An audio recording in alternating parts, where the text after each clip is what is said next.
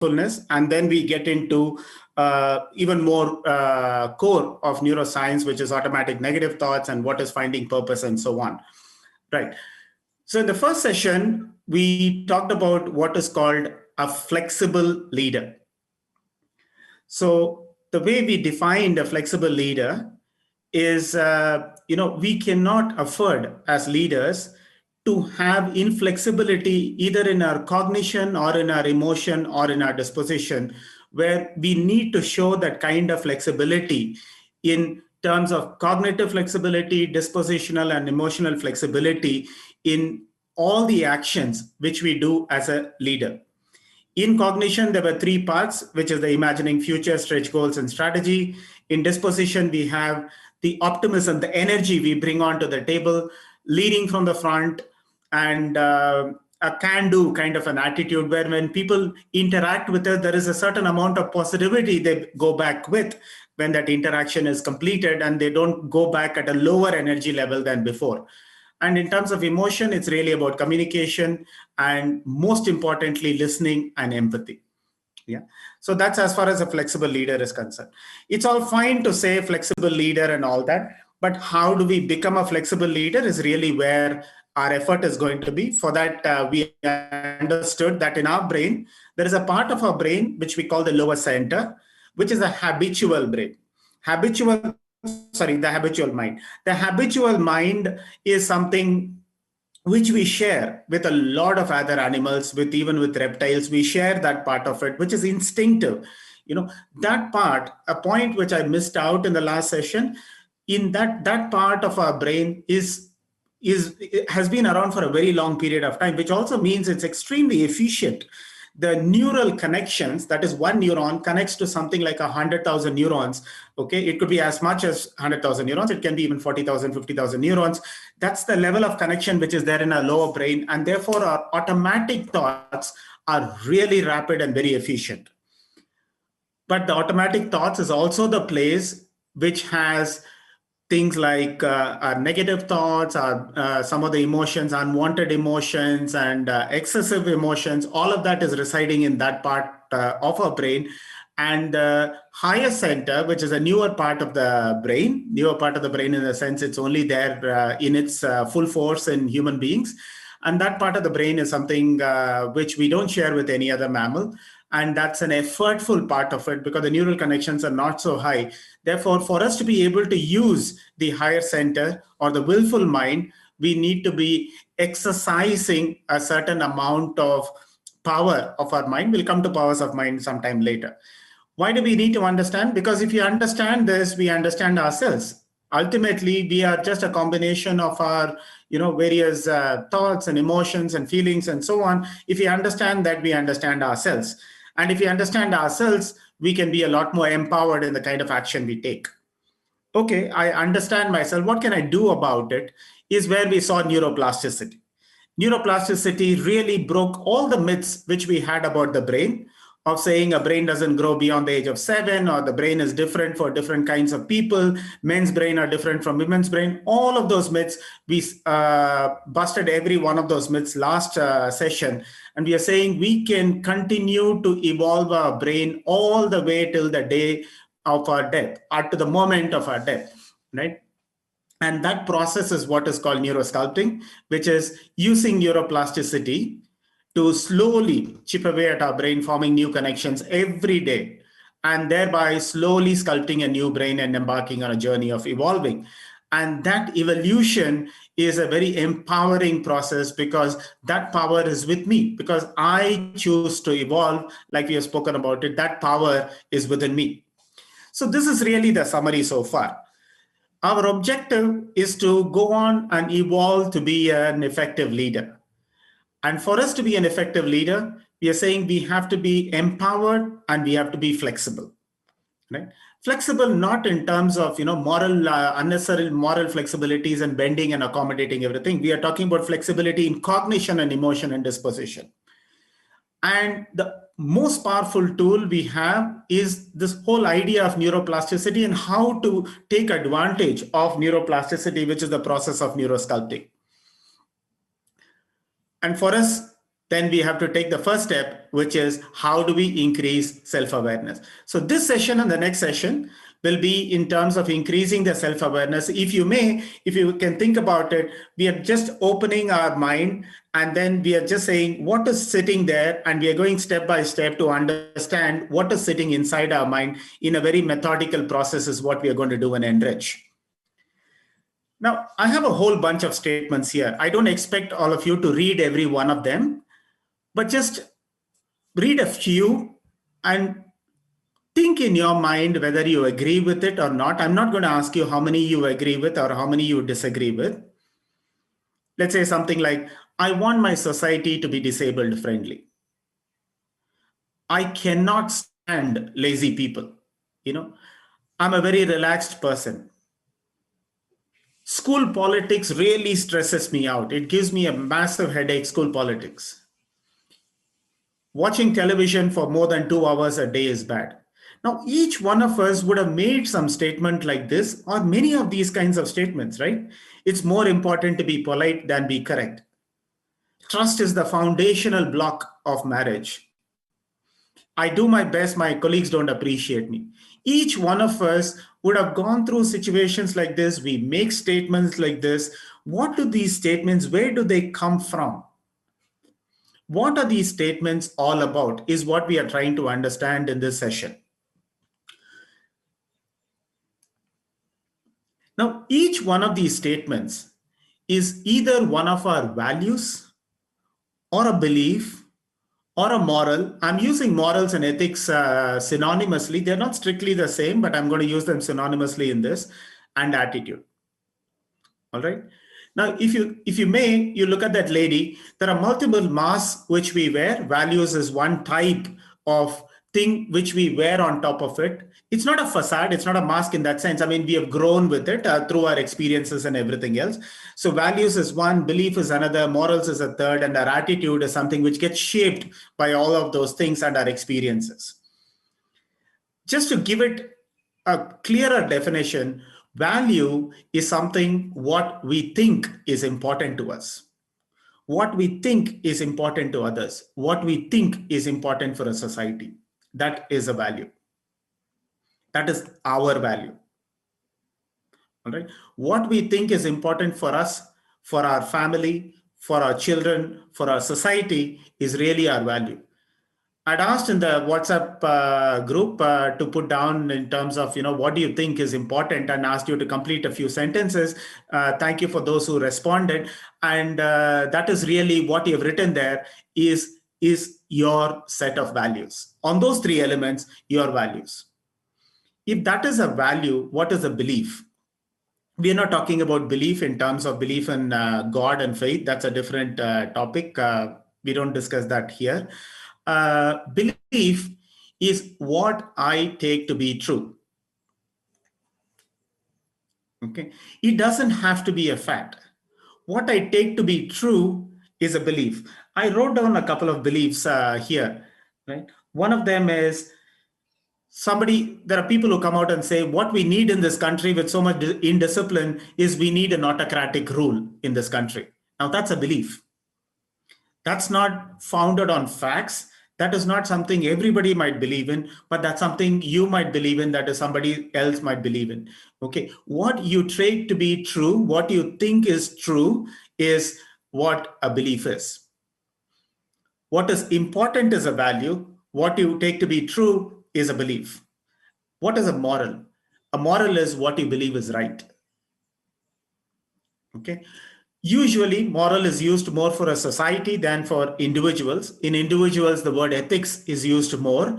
But like I said, morals and ethics, we'll use it synonymously here.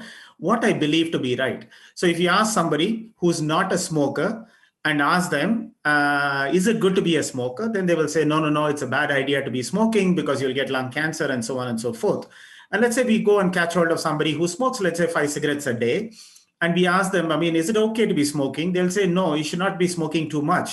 Then you ask them, how much is too much? They will say, not more than 10 cigarettes a day. And how much do you smoke? 5. So a lot of us, what we do is our morals and our ethics get shaped by what we are. So what is right is also shaped by what we are, because usually as individuals, we want to sit in a box which we have defined is the right box. Nobody else has defined it for us. We have defined that that is the right box, and that shapes our morals and our ethics. Now, with these values, beliefs, morals, and our experiences which we go through, we shape our attitude, which is how do I act, how do I behave, what do I do, is really what my attitude is. Now, we asked a question in terms of what are the kind of values, beliefs, morals, and attitude. And some of you had said this. Again, don't read through the whole slide. Sorry, here, coming back to this earlier slide, just one slide before we go there. So I want my society to be disabled friendly, because I think that is the right thing for a society to do. I think it is moral for a society to do. That statement is a statement of moral. Intercaste marriages are less successful. One of the statements we had made 2 slides back. Now, that's your belief. Somebody else might think differently. So, we're not saying whether you agree or disagree with it. All we are shining a light on is saying that there will be people who will agree and there will be people who will disagree with this statement. And if we strongly agree with the statement and somebody else strongly disagree with the statement, then we have a belief clash in that particular statement. It is important that colleagues are cordial. That's your value. Okay, it's your value. I hate it when people interrupt me. That's something I do. That is something I feel. That is something I behave, which is an attitude. Okay. So each of these statements, when we share the presentation, you can reflect on it and come up with and think about what is truly your value, what is truly your belief, moral, ethics, and attitude. Now, these were the answers which you had given. Just look at all the green words, the values for children. The responses which came were instills values, healthy as in physically, social skills, responsible citizens, keen to learn. So these are some of the main responses which came. Okay. Now, these are some of the values as a group. We are evolving that as a set of values. When we evolve these values as an organization, what is important to me, what is important for the organization, and for your organization, for your educational institution. When you evolve this and then slowly bring it up and say, these are 5 or 6 things we want all of us to share as important things for us. It's very important every one of us have it, is what we call as the core values. We'll talk about core values when we come to Excel, not in Enrich. We will talk about core values when we come there. And then in terms of value as a spouse, it was stunning that most of us had written the word understanding. There were like 6 mentions of the word understanding. Understanding, understanding, understanding, understanding, and so on and so forth. So these were some of the words which came up when we talked about saying that what do we want? It is important that my spouse is understanding and respectful, compatible, faithful, and loving, understanding and expressive, understanding and supportive, mutual love and understanding, and so on. Now, those are the values. Those are the values which we see in our partnership with our spouse.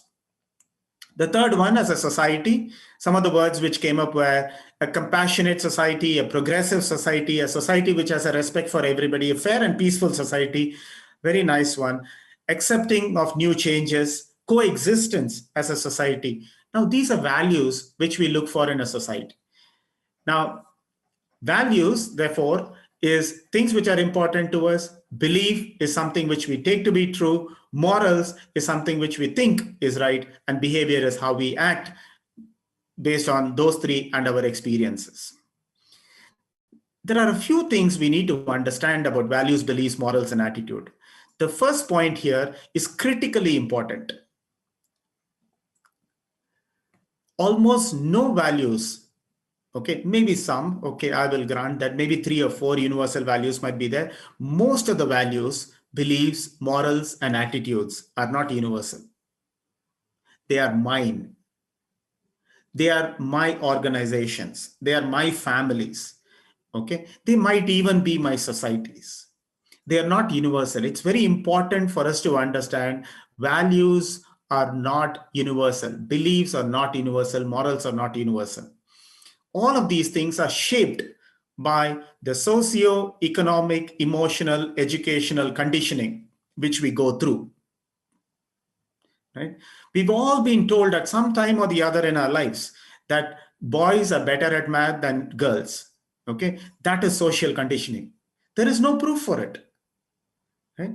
But over a period of time, when you do that kind of conditioning, what happens is if you look at the SAT scores, there is a small gap which is there, a negative gap.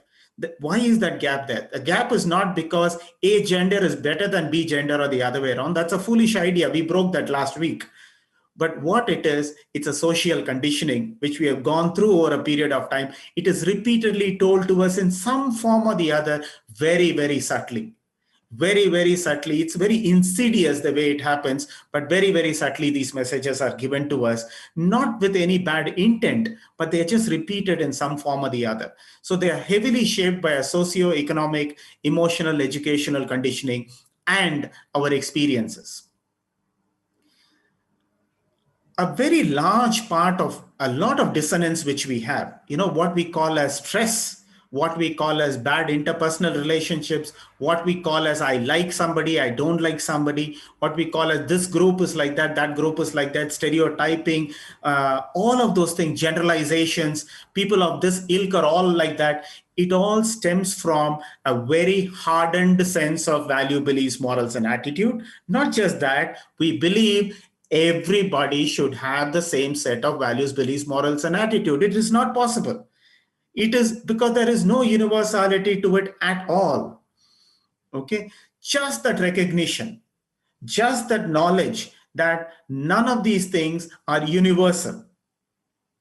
Okay, probably we can say, well, to kill somebody or something like that is probably a value which most of us will say that's a lousy idea to be going around killing people, even if you don't really like them. So leave those extremes aside. But when we come to our day-to-day interaction, when we come to our interaction with our colleagues, with our spouse, with our family, with our society, with our apartment, and everybody else, just the recognition and realization that there is no universality to values, beliefs, morals, and attitude itself will have a profound change in self. It will have a really deep sense of change in self because it will increase our level of acceptance of people. It will also bring down our judgment. Okay, so when we look at somebody, a rickshaw puller who drinks away all his money, we might be able to understand how is it possible that that person is earning 300 rupees and drinks away 200 rupees. What is that socio-economic, emotional, education and conditioning and experience that person has gone through, which is making that person have that as their value, beliefs, morals, and attitude? We develop a greater sense of empathy, we develop a greater sense of understanding, and we become less judgmental about somebody else. And expectation also starts coming down, and the focus turns to saying, what is that I can do in a situation like that? And that kind of an attitude, what it does is it opens it out and it becomes a lot more empowering of saying, I will accept the person for what they are because it is of their certain conditioning they have gone through, and that's fine. The values, beliefs, morals I believe in might or might not be everybody else's values, beliefs. I'm perfectly fine to accept it. And my expectation from those people will start reducing and the focus will turn to self. Now that brings to us $1 million question.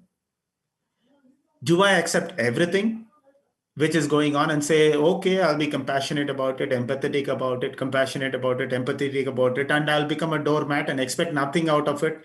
So I don't expect anything. So do I just keep doing that? Okay. The answer to this question is no, not at all. Here is where we have an extremely powerful guiding prayer called the Serenity Prayer. Some of you might have heard this prayer, so I'll repeat it I'll say it for some of you who might not have heard it, which is the Serenity Prayer simply says this, right? God, grant me the serenity to accept things I cannot change, courage to change things I can, and the wisdom to know the difference. Okay. Out of all these three lines, I think the third is more important than any of the other ones. Okay. The wisdom to know the difference. We'll come to that in a second. Now, this is really what, if you've seen the Yogakshema title, this is what it says: pain is inevitable. All of us go through a certain amount of pain. We all go through bad experiences. Pain is not to be thought of as just physical pain. We all go through some bad experiences, but suffering is an optional thing. It's a bit like saying danger is out there, fear is your choice. Right? It's very similar to that. Danger is a very physical thing which is out there. Fear is what you feel towards it. Similarly, pain is something which is out there. You're getting it in a physical form, in a mental form, emotional form, whatever form, the pain is happening. But suffering is entirely your choice. And now that is the core thing of Serenity Prayer as well. What is inevitable? Serenity Prayer says, give me the serenity to accept things I cannot do anything about. Now, what is optional? Where do I need to be serene? Where do I need to act? That is at the crux. The crux is, where is that line? Where is that line of saying which one of them is the place I will accept with serenity? And where is the line where we will say that I will act with courage? That is really the action and acceptance choice. Action and acceptance choice is, we have one block, which is really the inevitable. Pain is inevitable. Or give me the serenity to accept things which I can't change. The serenity part of it is one side. The other side of it is where you have a choice, where you have an option, where you can act, and it calls for some internal stamina called courage. And there is a line which is between those two. What is that line? That's your line of wisdom. So when we go through our experiences, we want to push the line of wisdom more and more to our right. We want to be taking more courage and acting. But for all of that to happen, for us to be able to act on situations where we think we have the choice and we want to act on it, for that to happen, we have to come back to a lower center, higher center. What does it say? We want our lower center to be less active. Otherwise, if it's more active, it will keep sitting and spending its time on unpleasant memories, bad experiences. We will have anxiety about any action, fear of failure, panic attack. And what will people say? A very big item. What will people say if I fail? Social sanction. Okay. So our inability to go forward. So we cannot act. We can't push this curve to the right if we have an active lower center. Okay. So for us to be able to act with courage and exercise that option which we have with the power of our mind, we need to necessarily make our lower center less active. And we want to make our higher center more active, because higher center is where all these things sit. If that is less active, then we'll have lack of courage, laziness, procrastination, and poor time management. So what we want is the exact opposite. We want the lower center, where we share with the other animals, to be less and less active, and we want the higher center to be more and more active. Okay, because remember this, all the memory which we are carrying today is a function of what we did 10 years back and 5 years back and 15 years back. And what we do today is going to be our memory 10 years down the line and 15 years down the line. And we have to really make it count. Okay.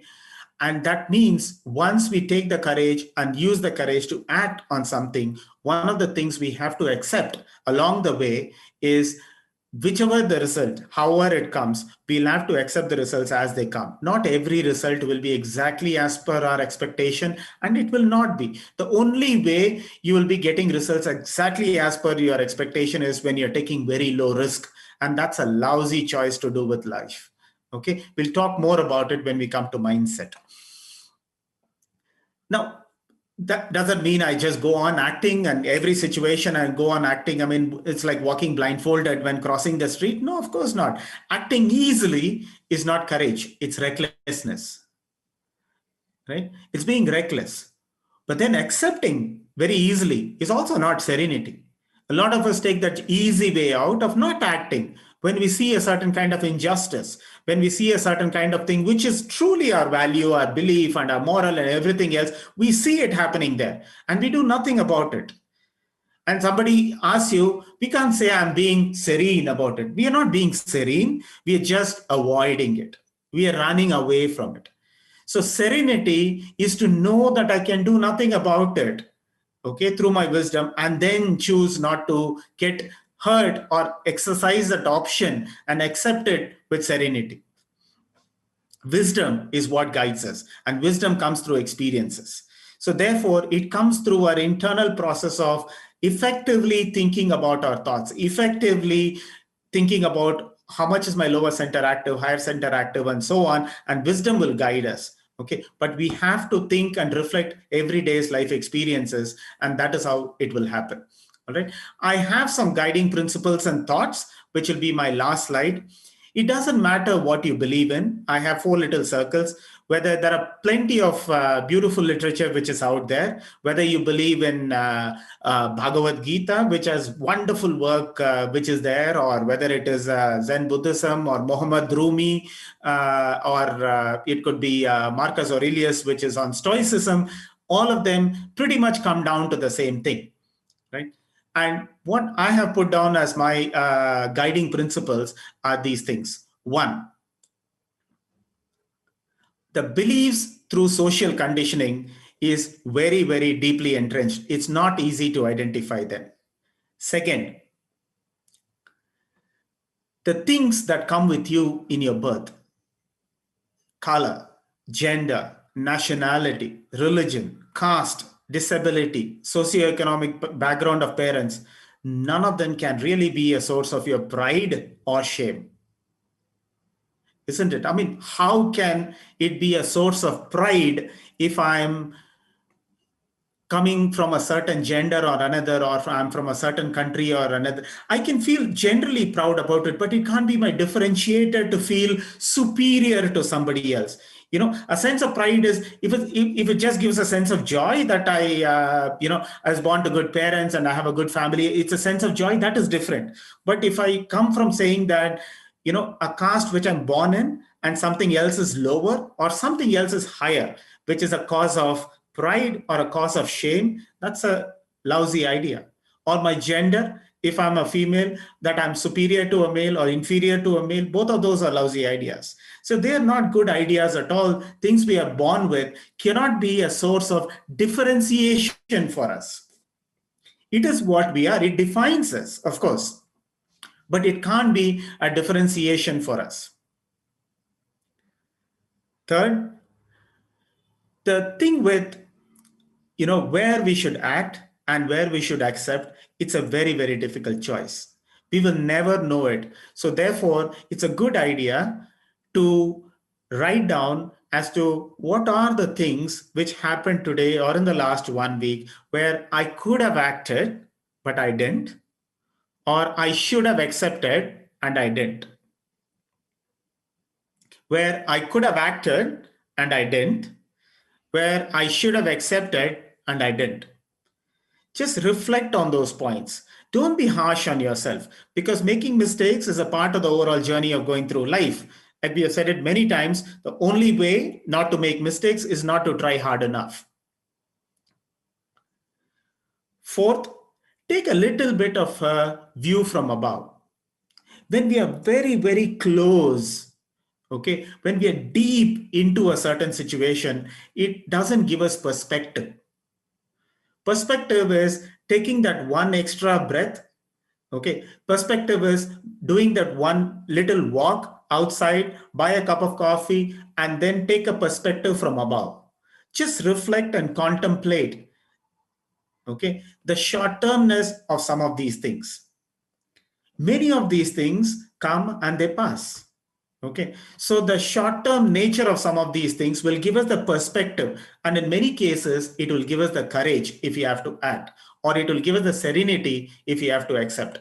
Of course, sometimes we have to accept without serenity, but this kind of a reflection of taking a view from above, we will also get the serenity. If that is the case, why not? 2 more points. One is what is called premeditatio malorum, which is essentially we have to think of the worst case scenario. Okay, this is a trick. The trick is this: you can contemplate and think about the worst case scenario, but you don't plan for the worst case scenario. Because if we plan anything for the worst case scenario, we won't be, because it's impossible to plan for the, we can't say stretch goal and worst case scenario is how I will plan. We'll never get anywhere close to the stretch goal. Always plan for the stretch goal. Just go through the mental process, the reflection, the thinking process of what might be the worst case scenario. Because when the worst case scenario happens, if it were to happen, God forbid, in that scenario, you will be able to accept it with serenity. That should not influence the way we act. We should act with optimism, which is a part of our dispositional flexibility. We should act as if we have a stretch goal. We should communicate and go for the moon. But the only small thing, the trick we are saying is just reflect a little bit in terms of what might be the worst case scenario. Okay, this is a key element, but that worst case scenario, if that is going to hamper us in terms of our ability to go forward and act, I would suggest drop it. It doesn't matter. Okay, it is more important to go with courage, act, go towards a stretch goal with optimism, and even if there's a bit of a setback or failure, it's fine. Okay, this imagination is only for the serenity part of it. If you don't really like it, drop it. And the last one, give it your best shot. Okay, plan for the failure. Some amount of planning for failure. This is not planning for the worst case. This is planning for some amount of failure. Because if you plan for a certain amount of failure, we will, when things don't go right as per our expectation, we don't look out and figure out who's there to blame. Okay, all of us will come back and say, I'm giving it my best, but my management doesn't understand me. I'm giving it my best, other teachers don't understand. I'm giving it my best, but the parents don't understand me. So it's that situation, right? So that situation is where we become a victim. And once we become a victim over a period of time, if you tell the story long enough, okay, that becomes truth. That is belief, right? That is belief. What I believe to be true, what I take to be true is belief. So I start believing this is what it is. But remember, belief is not universal. And therefore, give it your best and plan for the failure. That way, we will be able to remove victimhood entirely, and regrets will not be there because we still gave it our best shot, and therefore there won't be regrets. All right. And yeah, that's our usual last slide for reinforcement. We have the power. This was not a part of the earlier slides. We have the power to evolve. What is the power? The neuroplasticity and the neurosculpting. Right? There are other powers we will talk about as we go. The neurosculpting and neuroplasticity, the power which we have recognized and captured in the session so far. And we are never too old to evolve. And the only person who can help us evolve is ourselves. And therefore, by corollary, we cannot help anybody else evolve. They have to realize and they have to evolve. It's pretty simple to evolve, but it's not easy. It's a practice. It's a practice. We have to allocate some time. We have to make it some kind of priority for us. If you do all of that, it's quite simple to evolve. Yeah. And that's all as far as the didactic is concerned. I've slightly overshot